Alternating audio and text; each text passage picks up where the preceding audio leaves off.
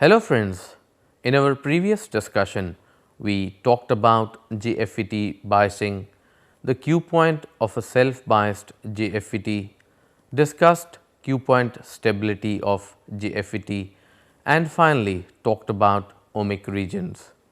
In today's lecture we shall talk about MOSFET characteristics, parameters and its biasing and finally the IGBT.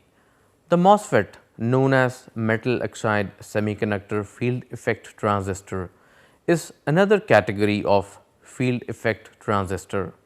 The MOSFET, different from the JFET, has no p-n junction structure. Instead, the gate of the MOSFET is insulated from the channel by a silicon dioxide layer. The two basic types of MOSFETs are enhancement and depletion. Of the two types, the enhancement MOSFET is more widely used. Because polycrystalline silicon is now used for the gate material instead of metal, these devices are sometimes called IGFETs or insulated gate FETs.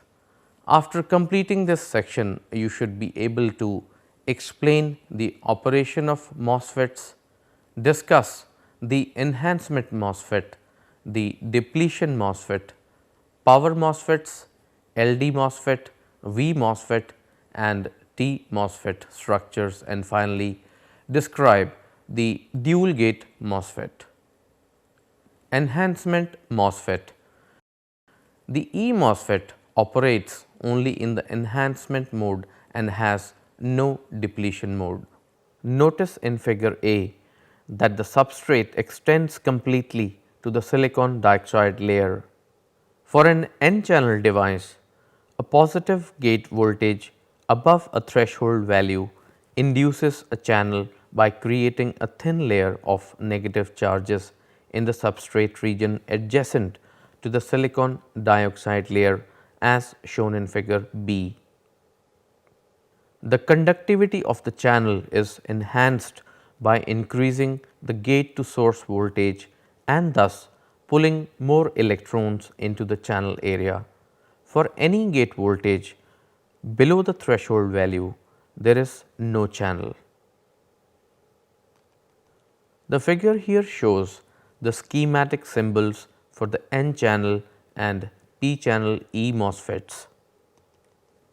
The broken lines symbolize the absence of physical channel. An inward pointing substrate arrow is for N channel and an outward pointing arrow is for P channel.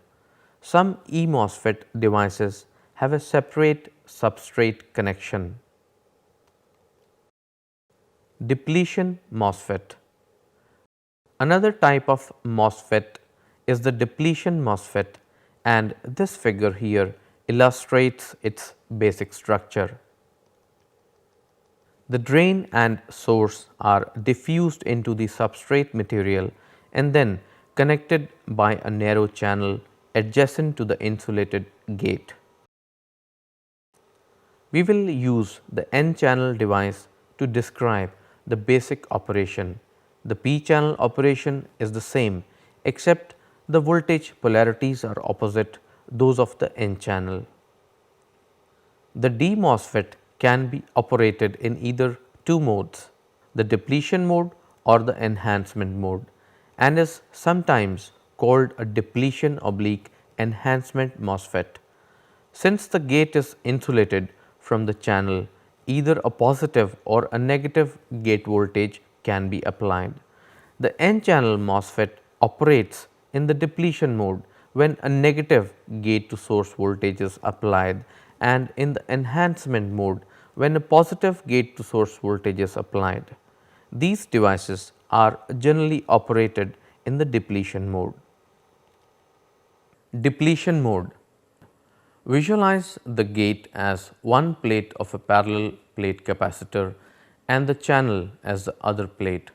The silicon dioxide insulating layer is the dielectric. When a negative gate voltage, the negative charges on the gate repel conduction electrons from the channel leaving positive ion in their place. Thereby, the N channel is depleted of some of its electrons, thus increasing the channel conductivity. The greater the negative voltage on the gate, the greater is the depletion of N channel electrons. At a sufficiently negative gate to source voltage VGS off, the channel is totally depleted and the drain current is 0. Like the N channel JFET, the N channel D MOSFET conducts drain current for gate to source voltages between VGS off and 0. As illustrated in this figure, with a positive gate voltage, more conduction electrons are attracted into the channel, thus increasing or enhancing the channel conductivity. D MOSFET symbols. The schematic symbols for both the N channel and the P channel depletion MOSFETs are shown in figure here. The substrate indicated by the arrow is normally connected internally to the source. Sometimes there is a separate substrate pin.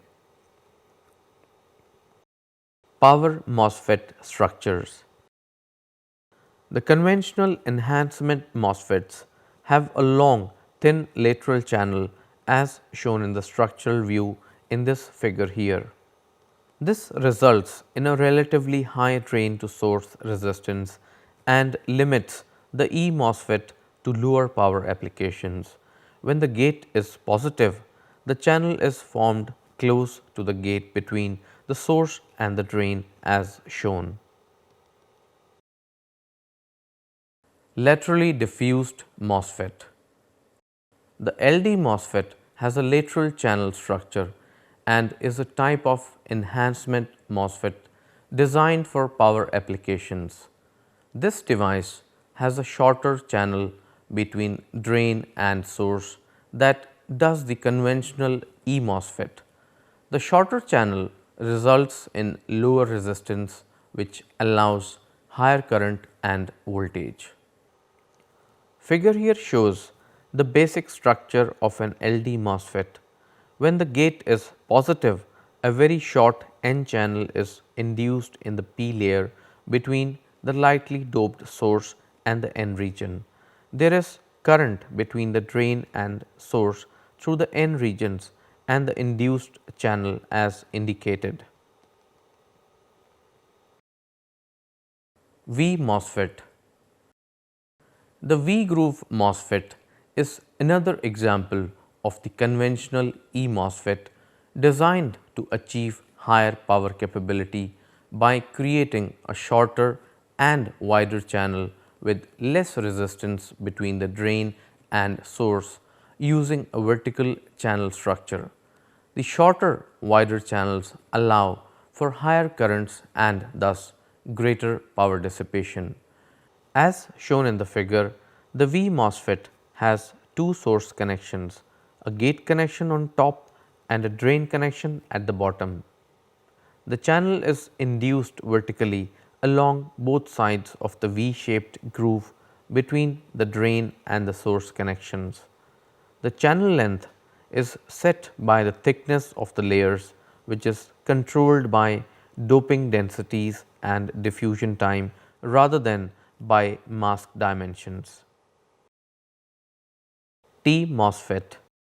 The vertical channel structure of the T MOSFET is illustrated in figure. The gate structure is embedded in a silicon dioxide layer and the source contact is continuous over the entire surface area. The drain is at the bottom. T MOSFET achieves greater packing density than V MOSFET while retaining the short vertical channel advantage. Dual gate MOSFETs. The dual gate MOSFET can be either depletion or an enhancement type. The only difference is that it has two gates as shown in this figure. As previously mentioned, one drawback of A FET is its high input capacitance, which restricts its use at higher frequencies. By using a dual gate device, the input capacitance is reduced, thus making the device useful in high frequency RF amplifier applications. Another advantage of the dual gate arrangement is that it allows for an automatic gain control input in RF amplifiers. E-MOSFET transfer characteristic. The E-MOSFET uses only channel enhancement.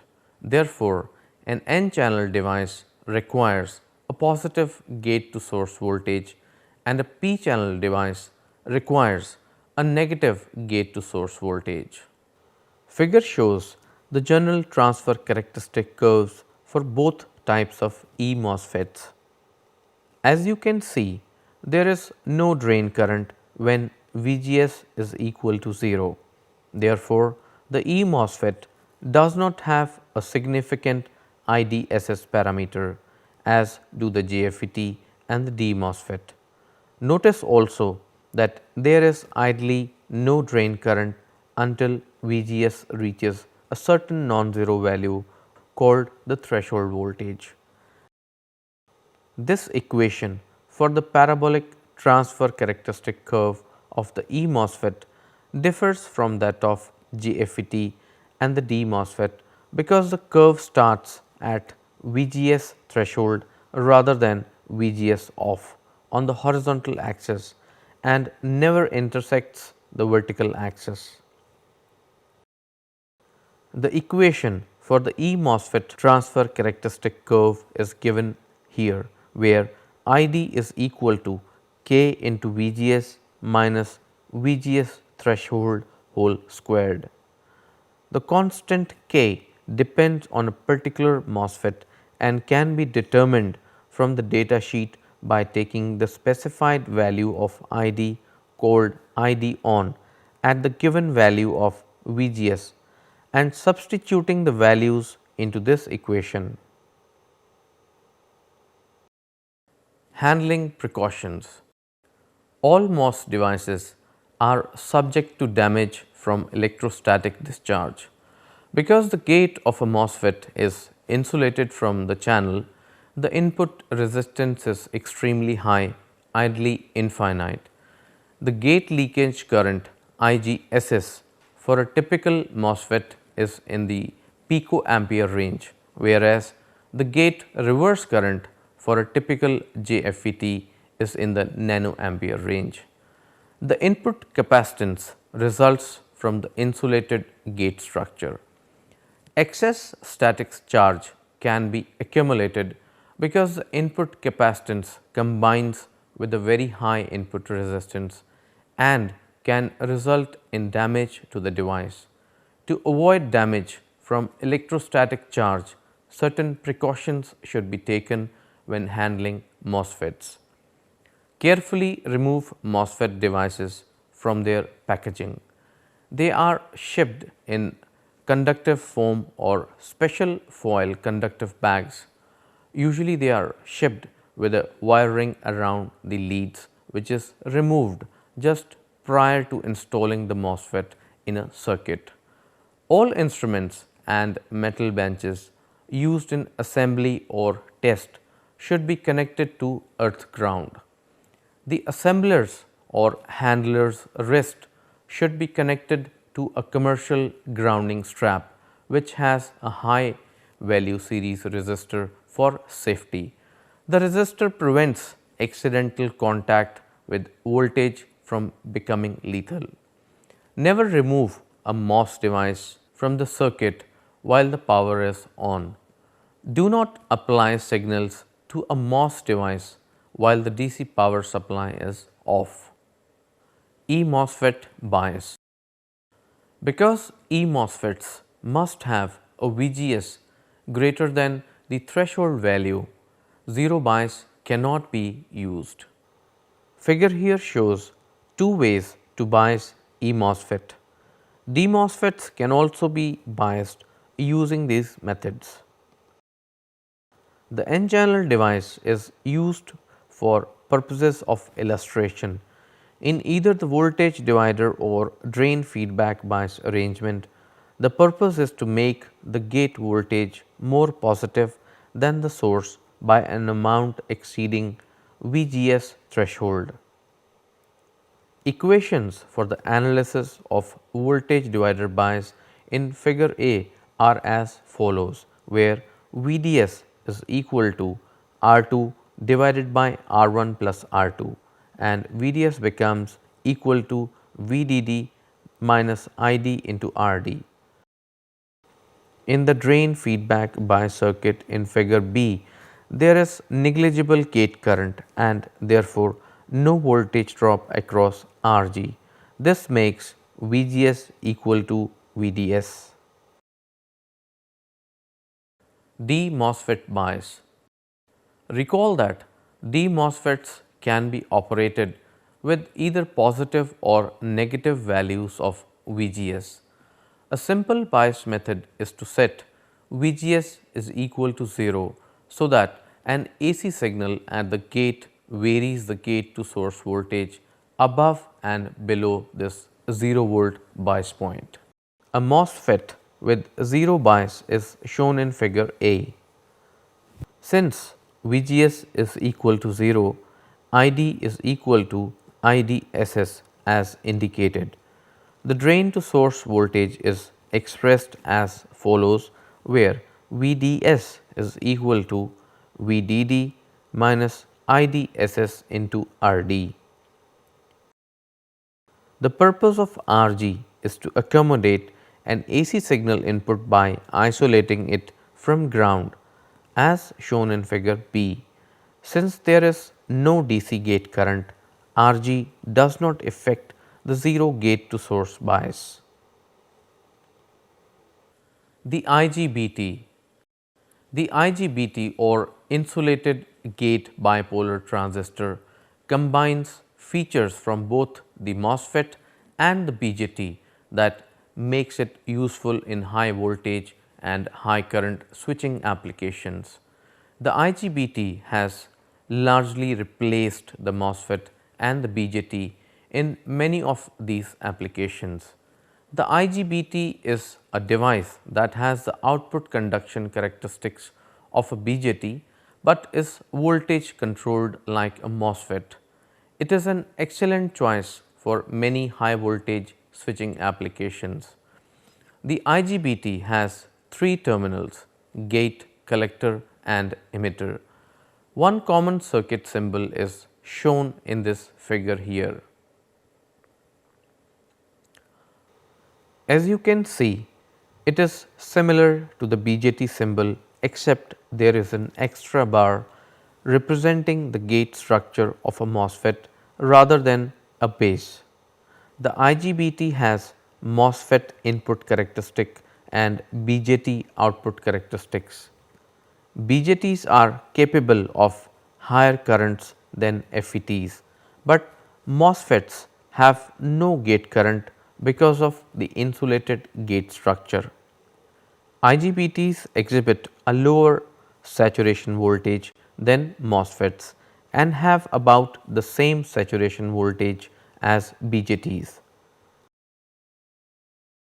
IGBTs are superior to MOSFETs in some applications because they can handle high collector to emitter voltages exceeding 200 volt and exhibit less saturation voltage when they are in an on state.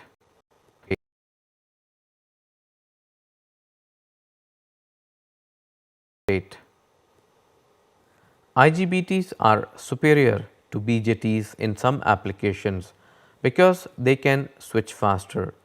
In terms of switching speed, MOSFETs switch faster than IGBTs, followed by BJTs, which are slowest.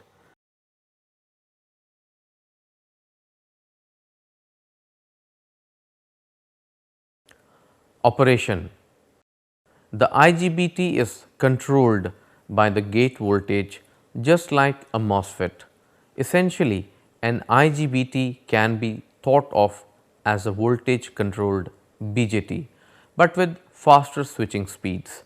Because it is controlled by voltage on the insulated gate, the IGBT has essentially no input current and does not load the driving source.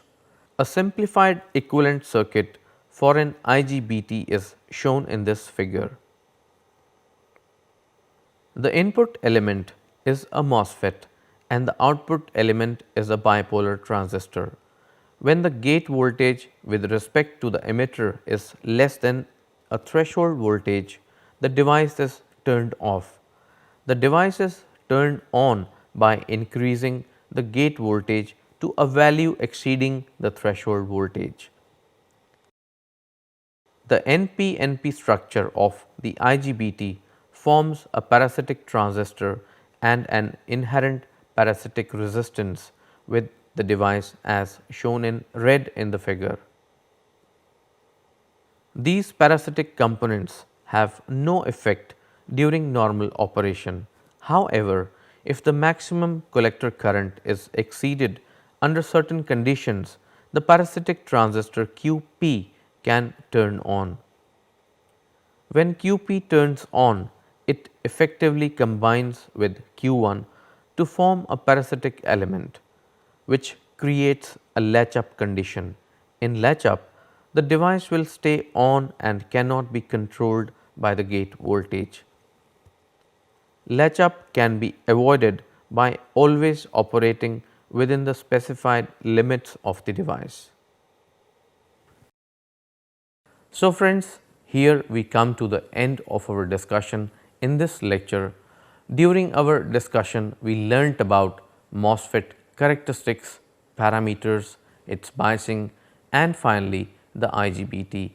In the next lecture, we shall talk about operational amplifiers. So that is it for today. Thank you very much.